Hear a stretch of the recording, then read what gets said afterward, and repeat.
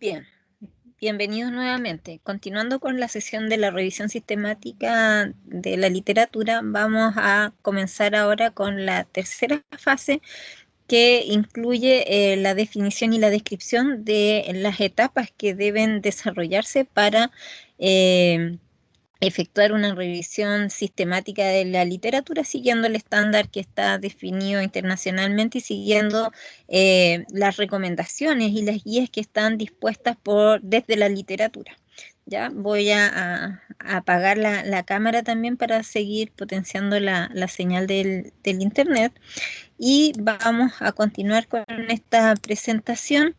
que teníamos resuelta para abordar esta temática. Entonces, destacar lo ya mencionado, que la revisión sistemática de la literatura, tal como su nombre lo plantea, consiste en un proceso organizado, ordenado, estructurado, de mucho rigor, ¿cierto?, en el cual en base a una pregunta de investigación, a un problema que se establece inicialmente, se procede en una secuencia de pasos para dar cumplimiento o a la búsqueda de esta respuesta a través de una investigación que es de tipo original, pero que es de carácter secundario, puesto que se basa en la revisión de artículos de investigación que son primarios. Bueno, ¿cuáles son las etapas que incluye la revisión sistemática? Como antes mencioné, existe, dependiendo de la perspectiva de referente teórico que se establezca, ¿cierto? Existen distintas fases para llevar a cabo la revisión sistemática y las que están numeradas acá son las que en definitiva coinciden en varios referentes y en algunos que existen una descripción de 8 y hasta 9 etapas que también las vamos a considerar al finalizar esta descripción inicial. Bueno, las etapas, como señalaba, que incluye la revisión sistemática, parten por la formulación de un problema, en primer lugar. En segundo lugar, por la localización y selección de los estudios primarios. En tercer lugar, la evaluación de la calidad metodológica de los estudios, luego la extracción de datos, se continúa con el análisis de resultados de esta extracción de datos y la presentación de estos resultados junto con las consideraciones éticas que en toda investigación se deben tener en consideración. Respecto a la formulación del problema, aquí volvemos a lo que ocurre similarmente en la revisión de la literatura general, ya sea básica o avanzada. Siempre se debe comenzar este proceso mediante la identificación de un problema y la formulación de una pregunta de investigación. Esa pregunta de investigación, lo importante es reducirla a términos que sean muy claros, muy precisos y que se puedan identificar todos sus componentes principales. En ese sentido, la pregunta que ustedes ya elaboraron en fases anteriores a este curso, es importante que lo tengan presente, que esa pregunta sea muy clara y que esté adecuada a la línea de investigación que ustedes pretenden o proponen desarrollar en el futuro. Bueno, junto con generar esta pregunta, se debe también en esta sección de la formulación del problema, que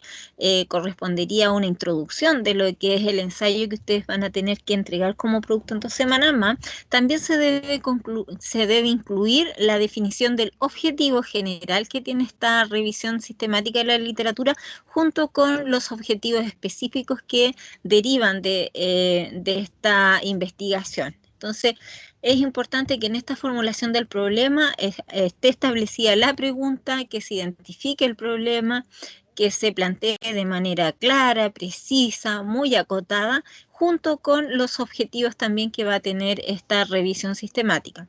Respecto al problema, se recomienda lo que veíamos anteriormente en las listas de chequeo, es usar el acrónimo PICO o PICOS, que también es descrito en la literatura como PICOC, para que se conforme verdaderamente la pregunta con todos estos elementos, porque es lo que luego, cuando se pasa al proceso de la metodología, debe estar también definido e identificado y descrito en la sección de los artículos o la revisión que se va a hacer de ciertos artículos, considerando estos elementos como criterios de elegibilidad. Respecto al uso de este acrónimo, destacar que se debe definir en este problema la población que va a estar incluida o la población de estudio. Se va a incluir la intervención, que significa la I de esta sigla, ¿cierto?, de este acrónimo. El comparador con los resultados, ¿cierto?, que aparecen como O, y además el contexto que incluye el donde se lleva a cabo el estudio, que correspondería a la sigla que termina con C, pero también podría considerarse la S por diseño del estudio, que sería para la sigla PICOS. Entonces, dependiendo allí de los elementos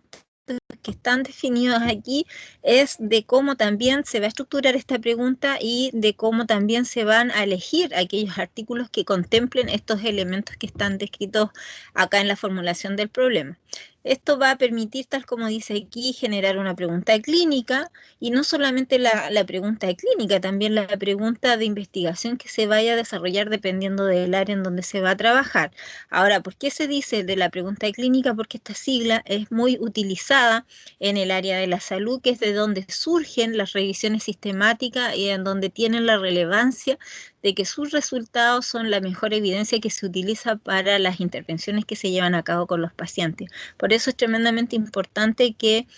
se consideren estos elementos en la formulación de ella, y además porque permiten la definición de los criterios de inclusión y exclusión. Bueno, esta sigla PICO o PICO es importante tenerla muy clara respecto a la formulación del problema, en donde se debe establecer, ¿cierto?, qué población es la que se va a incluir, tal como el ejemplo que aparece aquí.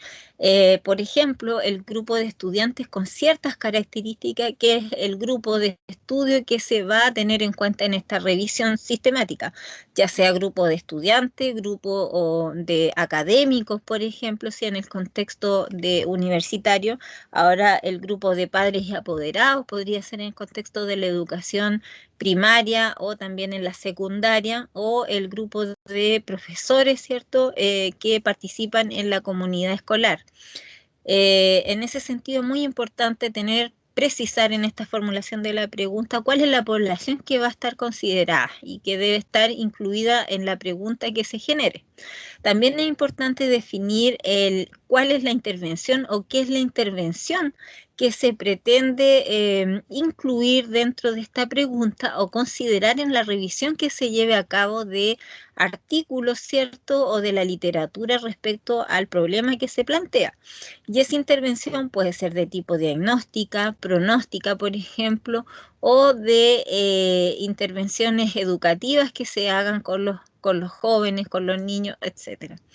También es importante considerar la C como el comparador, o es el con qué se va a comparar esta intervención. Por ejemplo, va a ser un grupo de control, un grupo de intervención, un grupo al que se le va a someter a un tratamiento, a un procedimiento, por ejemplo, que se utiliza muchísimo en el área de la salud, pero también en la educación, un grupo de control y un grupo, ¿cierto?, de investigación, en el cual se van a establecer elementos de comparación y que deben estar formulados en la pregunta y luego también cuando se recolecta la información.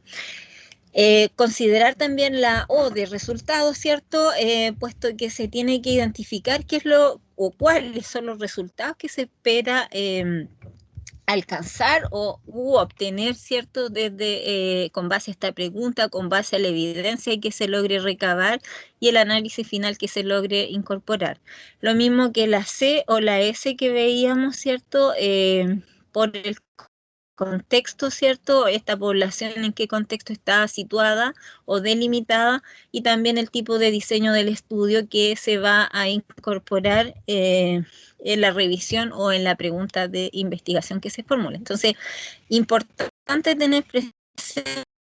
esta sigla porque es la base tanto de la pregunta de investigación o del problema que se formule, como también de los criterios de elegibilidad que se establezcan para la revisión y la selección de los artículos que efectivamente nos permitan orientar la revisión que se realice en función de estos elementos que están descritos en la pregunta.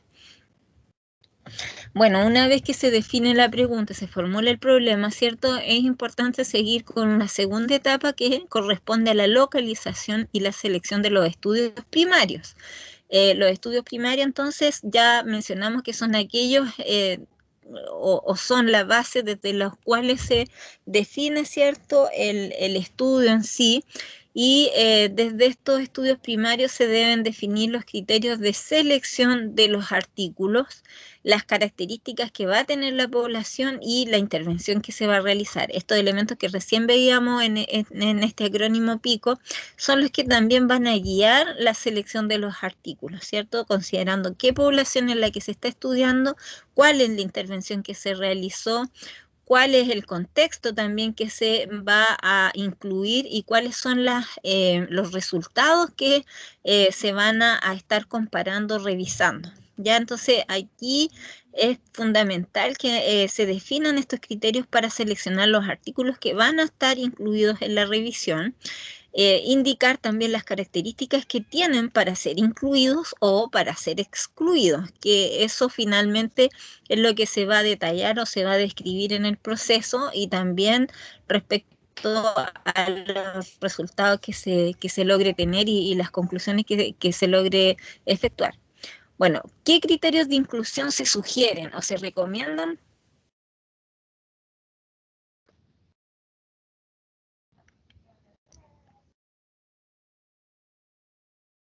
Bueno, ¿qué criterios de selección y de localización es importante tener en consideración o que se pueden replicar para revisiones sistemáticas que ustedes puedan llevar a cabo? Bueno, como criterios de inclusión puede estar el tipo de diseño metodológico, por ejemplo, si son estudios aleatorizados o no. Eh, el tamaño de la muestra que tengan esos estudios también puede ser un criterio de selección. Definir, por ejemplo, la selección de artículos que tienen un tamaño de muestra que es superior a 200, a 1000, a 50. Eso es importante tenerlo también dentro de los criterios de inclusión, o que no sea menor a 100 el tamaño de la muestra que se incluye en esos estudios de investigación. Definir el tipo de tratamiento que se efectuó en esa investigación que se está seleccionando, si es un estudio experimental, ¿cierto? Si es que hay un grupo de control o un grupo experimental. Definir el año de publicación también del estudio en ese sentido, ya lo mencionaba anteriormente. Ideal que para una revisión de la literatura los artículos que se incluyan que no tengan más de 5 años, pero va a depender de la naturaleza y del tipo de problema que se está o la pregunta que se está formulando, si los años de publicación que se van a considerar como criterio es de 5, de 10, de 6, de 3 años mínimo. En ese sentido, la expertise de los investigadores y también la naturaleza de la investigación es lo que va a estar definiendo cuántos años son los que se van a incluir para la publicación de los estudios que se incorporen en la revisión sistemática. También señalar las características de los participantes, si son jóvenes, de tales a tales edades, y en ese sentido esos elementos, al igual que los resultados que se obtienen en esos artículos, son importantes de tenerlos presentes como criterio de inclusión, entre otros más que pudieran surgir dependiendo de la naturaleza de la investigación o del problema que se está abordando. Bueno, respecto a esta localización, para la búsqueda se debe seleccionar en primer lugar palabras claves que sean adecuadas o también que son denominados descriptores que son usados en la indexación que existe en el área de las ciencias de la salud. Existen términos que se llaman Medical Subject Headings o MEDS, y en ese diccionario es posible identificar las palabras o claves, validarlas, ¿cierto? o definirlos también puede ser estas palabras clave como términos libres que estén relacionadas con cada componente de la sigla PICOC. Y en ese sentido, esas palabras clave es importante que sean establecidas para la selección de los artículos que se van a utilizar en la revisión sistemática. Entonces, por una parte, es importante definir cuáles son los criterios de esos artículos que se va a seleccionar, pero también para la búsqueda de esos artículos es importante tener presente palabras clave o conceptos o descriptores que son los que representan en definitiva estos conceptos, estas variables que están incluidas en el tema de investigación. Bueno, también se debe utilizar la revisión de estos artículos, la búsqueda de estos artículos, de cómo seleccionarlos o buscarlos a través de megabuscadores de revisión sistemática y a través de bases de datos que son electrónicas, como por ejemplo el Cochrane Library, Medline o PubMed, que son bases de datos del área de la salud, Embase, EBSCO, Embase, Science Direct, Scopus, Cielo, Lilacs, la Web of Science, CINAHL, por ejemplo, CIVINFO, y también una base que es particular del área de educación, como es ERIC, ¿ya? Entonces, es importante tener presente que en esta búsqueda se requiere describir o explicitar en la en la sección de la metodología de la revisión sistemática cuáles son los megabuscadores o las bases de datos que